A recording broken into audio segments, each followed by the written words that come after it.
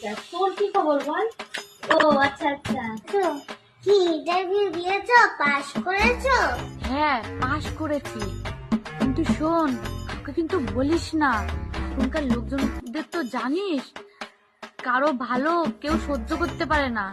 যদি শুনে পরীক্ষায় পাশ করেছি, আবার জাদুটো না করে আমার ভবিষ্যৎ পুরো অন্ধকার করে দেবে। হ্যাঁ ঠিক বলেছো, কেউ কারো ভালো দেখতে পারে না। ঠিক আছে তাহলে আমি এখন যাই।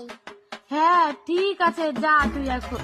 ওরও তো পরীক্ষা ছিল 17 তারিখে, করেছে নাকি, যাই গিয়ে শুনে আসি।